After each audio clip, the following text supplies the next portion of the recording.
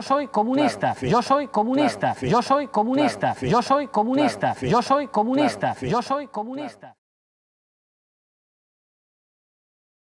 La invitación sigue en pie a acompañarme a Intereconomía y pido disculpas por no romper la cara a todos los fachas con los que discuto en la televisión, pero yo creo que fachas no faltan en este país, incluso en este pueblo. Quizá cuando acabemos en esta charla, en lugar de mariconadas del teatro, nos vamos de cacería a Segovia a aplicar la justicia proletaria, que es lo que se merecen unos cuantos.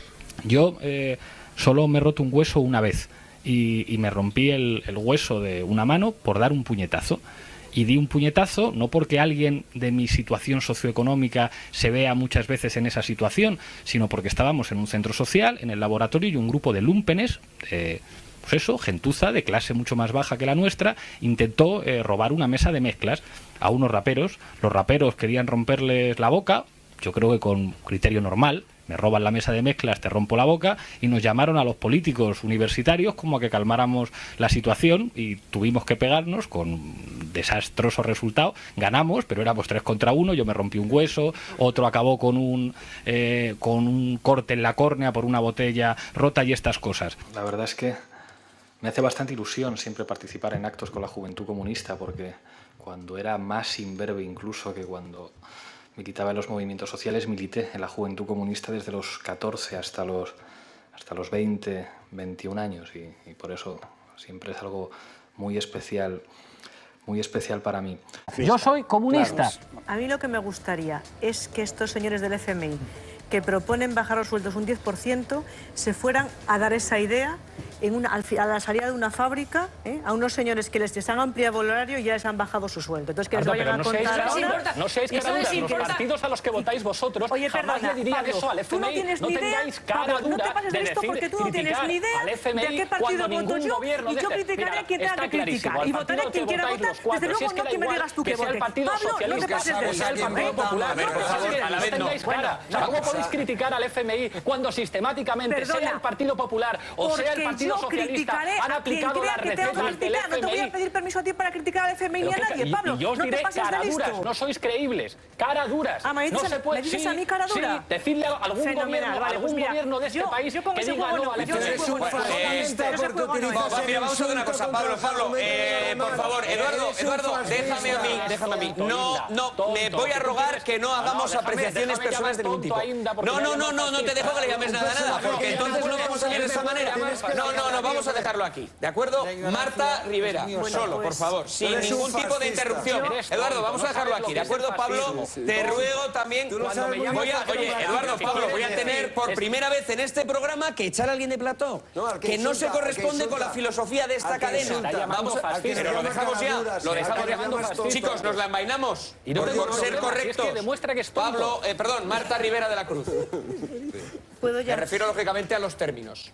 Y ahora Marta Rivera de la Cruz solo. Sí, pero no reprendes a alguien que llama tonto. No, os estoy reprendiendo a los dos, ¿de acuerdo? Y le reprendo, no ha sido... por favor, no volvamos a empezar en esto. Pablo, no ha sido correcto y te tengo que reprender efectivamente por... Yo creo que esa apreciación sobraba para Marta Rivera de la Cruz. ¿Puede estar en desacuerdo con ella?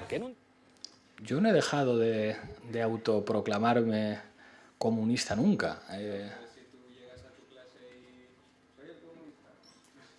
Es que fíjate cómo suena. Yo es que creo que ser comunista es algo mucho más importante que decirlo. Creo que es una praxis y que hay veces que el nombre te puede ayudar y hay otras veces en las que no, y tampoco. Puede afrontar lo que representa ir a las elecciones de una manera masculina, con cojones. Esto implica decir que le decimos al poder, aquí estamos yo y mis pelotas frente a ti. Y eso quiere decir que para mí la representación no implica ningún compromiso, que el tuyo es un parlamento burgués de mierda que representa los intereses de clase, o que muchos de vosotros sabréis perfectamente fabricar cócteles molotov, de los que incendian y de los que explotan, sabréis hacer barricadas, que hay que correr en dirección prohibida de la policía, y de vez en cuando aquí, en lugar de dedicaros a beber, os estaréis entrenando porque se avecina una crisis terminal del capitalismo y tendremos que estar preparados para tomar las armas. A mí me gusta ese estilo. Me gustaría que un partido de izquierda ganara las elecciones y me nombrara director de una televisión pública. Eso es lo que más me gustaría, porque lo demás lo veo muy complicado. Veo muy complicado que les ignoremos, veo muy complicado que les asaltemos y creo que es clamar en el desierto que exijamos con pancartas que sean medios más plurales. De hecho, la retirada de ETA del escenario político español y vasco es a día de hoy un hecho incontestable. Basta mirar las encuestas para darse cuenta de lo poco que importa ETA ya a los españoles. En este contexto, cualquier demócrata debería preguntarse si no sería razonable que los presos de ETA y aquellos vinculados al independentismo vasco no deberían ir saliendo de las cárceles. ¿Qué es lo que haría un gobernante decente? Expropiar. A los bancos que están acabando viviendas les expropiaría y las pondría en alquiler social. A las empresas que defraudan Hacienda las expropiaría y las pondría bajo el control de cooperativas de trabajadores. Ser demócrata es expropiar, aunque os duela. Eso es ser demócrata. Espera, Eduardo. El dinero lo ponen los empresarios. Eso quiere decir que la corrupción es una cuestión estructural. Donde hay propiedad privada, hay corrupción.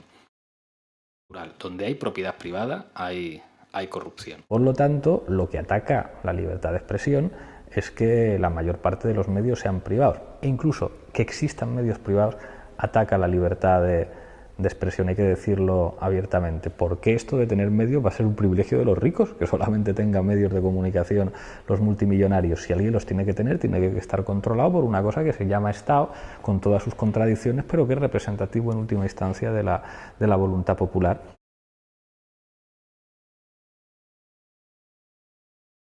No he venido aquí a pedir el voto para nadie, amigos que militáis en Izquierda Unida. He venido a converger y a hablar de política. Por eso quiero aprovechar ya el minuto que me queda para hablar de política. En tiempos de excepción como estos, hablar de política no es hablar de nosotros mismos, es hablar de ellos. Esta semana en la Facultad de Ciencias Políticas de la Complutense en la que trabajo, un grupo de neonazis encapuchados intentó atacar los locales del movimiento estudiantil y amenazó de muerte a los estudiantes de izquierdas.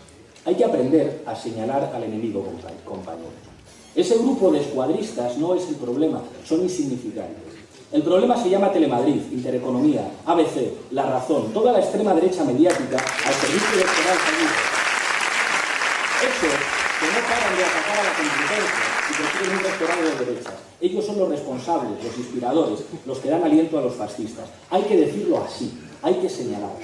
Hacer política, compañeros, buscar un nosotros para la convergencia pasa por llamar a las cosas por su nombre y decir que los fascistas realmente peligrosos gobiernan en la Comunidad de Madrid. Hay que decirlo así. La Revolución Cubana.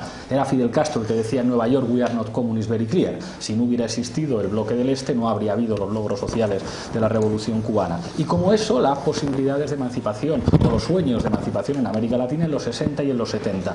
¿Esto hace que la política sea bonita? No. Esto hace que la política sea una cosa terrible que depende en última instancia del poder. Cuando definimos al enemigo, yo creo que todos estaremos de acuerdo en que el enemigo es la lógica capitalista, ese enemigo solamente entiende un lenguaje, el lenguaje de la fuerza. Por eso les daba miedo a la Unión Soviética. Creo que este es un elemento que no tenemos que dejar de tener en cuenta, lo que supone hacer política en Europa Occidental. Si la situación era sistémicamente difícil después de la Segunda Guerra Mundial, la caída del muro no ha mejorado las cosas. Tenemos que mirar a América Latina y tenemos que aprender de América Latina. Les daba miedo, porque habían cambiado determinadas relaciones de poder. Y por eso Mélenchon, un tipo que dice en un discurso: voy a hacer desfilar al ejército francés para que los mercados se atengan a las consecuencias, ¿qué queréis que os diga? Me causa simpatía. Me gusta quien moviliza al ejército para decir a los mercados: cuidado, que las pistolas ahora las tengo yo. Nada tienen que ver con un derecho, el de portar armas, que es una de las bases de la democracia. Si algo sabían los patriotas americanos que expulsaron a los ingleses, es que la democracia es incompatible con el monopolio de la violencia por parte del Estado, que inventó el absolutismo europeo. La democracia es tal si el poder está repartido, y si la base del poder es la violencia, el pueblo no puede delegar el fundamento de la soberanía. No he venido aquí en calidad de izquierdista invitado a hacer un discurso fácil y sectario, pediros que os radicalicéis, que giréis a vuestra izquierda, que no pactéis con el PSOE. Eso sería demasiado sencillo. Los que somos radicales desconfiamos de los discursos incendiarios porque sabemos las implicaciones que tienen los incendios. Prefiero que hablemos de la... Ahora está muy preocupada por los scratches. Resulta que los scratches les dan muchísimo miedo, y les decía que de alguna manera Chávez había sido un escrache permanente contra los poderosos, que los scratches no son más que el jarabe democrático que aplican los de abajo a los de arriba, que los scratches no son más que la expresión de la democracia cuando se hace digna de los de abajo. Última pregunta. la explicaba, hice una broma en un artículo en Público que yo creo que casi nadie entendió, que era decía, siempre ha habido trenes precintados, y esto era jugar con una ironía.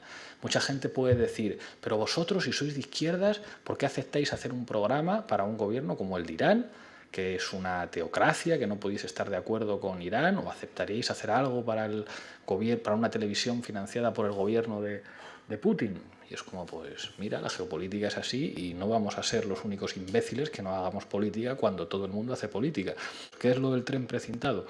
El tren que pusieron los alemanes en la Primera Guerra Mundial a Lenin para que atravesara territorio alemán y llegara a Rusia con la finalidad de desestabilizar políticamente a su adversario militar.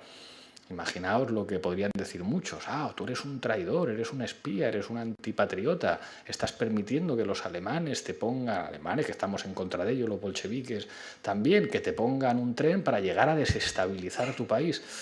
Así es la política, así es la política. A los alemanes les interesaba poner un tren a Lenin para que desestabilizara a Rusia. A los iraníes les interesa que se difunda en América Latina y en España un discurso de izquierdas porque afecta a sus adversarios. ¿Lo aprovechamos o no lo aprovechamos?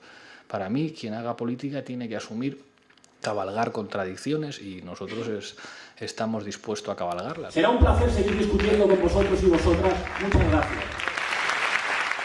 Muchas gracias.